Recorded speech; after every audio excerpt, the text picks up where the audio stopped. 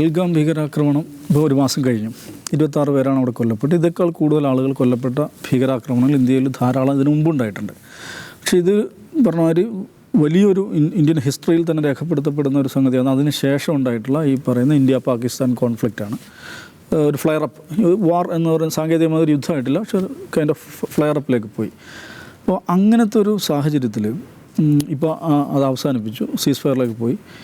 ഇപ്പോൾ രാഹുൽ ഗാന്ധി കഴിഞ്ഞ കുറച്ച് ദിവസമായി കുറേ ചോദ്യങ്ങൾ ഉന്നയിക്കുന്നുണ്ട്. ഞാനതിനെ എന്താ പറയുക, ഒരു അസാധാരണമായിട്ടുള്ളൊരു സംഗതിയായിട്ടാണ് കാണുന്നത്. കാരണം കോൺഗ്രസ്സിനെ പോലെ ഒരു പാർട്ടി സാധാരണഗതിയിൽ ഈ ഇത്തരത്തിലുള്ള ഒരു നാഷണലിസ്റ്റ് ഫേവർ ഹിസ്റ്റീരിയ സൃഷ്ടിക്കപ്പെടുന്ന ഒരു സംഭവത്തെ മുൻനിർത്തി ഇത്തരം ചോദ്യങ്ങൾ ചോദിക്കാറില്ല പറഞ്ഞാൽ ഏറ്റവും ഇതേ BJP ഭരിക്കുമ്പോൾ 2001 ഇന്ത്യൻ പാർലമെൻറ്റ് ആക്രമിക്കപ്പെടുന്നുണ്ട്. ഒരുപക്ഷെ ഇന്ത്യയിലെ ഏറ്റവും മാരകമായ ഭീകരാക്രമണങ്ങളൊന്നാണത്. ഇന്ത്യൻ ജനാധിപത്യത്തിൻ്റെ സാങ്ക്ടോറിയം എന്ന് പറയുന്ന ഒരു സ്ഥാപനം ആക്രമിക്കപ്പെടുകയാണ്.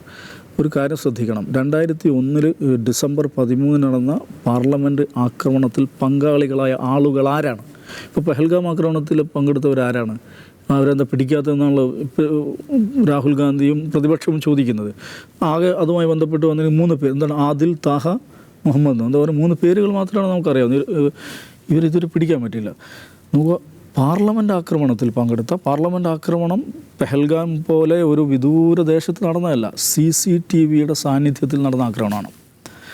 അതിൽ കൊല്ലപ്പെട്ട 5 ഭീകരവാദികളുണ്ട്, 5 മിലിറ്റൻസ് ഉണ്ട് അതിനകത്ത് കൊല്ലപ്പെട്ട. ഈ 5 മിലിറ്റൻസ് ആരാണ് എന്ന് ഇതുവരെ രാജ്യനിവാസികളോട് ഭരണകൂടം പറഞ്ഞിട്ടില്ല, ഇതുവരെ പറഞ്ഞിട്ടില്ല. അന്ന് ആ ആക്രമണം നടന്നതിൻ്റെ തൊട്ടടുത്ത ദിവസം പാർലമെൻറ്റ് സെഷൻ നടക്കുമ്പോഴാണ് ഈ ആക്രമണം നടന്നത് മനസ്സിലാവണം.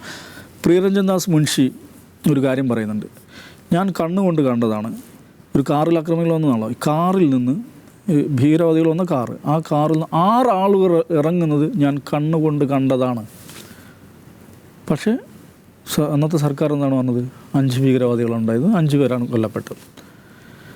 അന്ന് കപിൽ സിബൽ ആവശ്യപ്പെട്ടാണ് ഇതിൻ്റെ CCTV ദൃശ്യങ്ങൾ പബ്ലിക് വ്യൂവിന് കൊടുക്കണം, നന്ന ചുരുങ്ങിയത് പാർലമെൻറ്റ് അംഗങ്ങൾക്കെങ്കിലും അതിൽ ആക്സസ് ഉണ്ടാവണം, അത് കാണിച്ചു കൊടുക്കണം എന്നാവശ്യപ്പെട്ടു.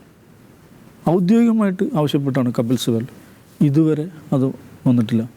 അപ്പോൾ ഇന്ത്യൻ പാർലമെൻറ്റ് ആക്രമിച്ച ഒരു മഹാഭീകര കൃത്യത്തിലെ പ്രതികൾ ആരാണ് എന്ന് ഇതുവരെ രാജ്യത്തോട് പറയാത്ത BJP ആണെന്ന് ഭരിക്കുന്ന മനസ്സിലാക്കണം.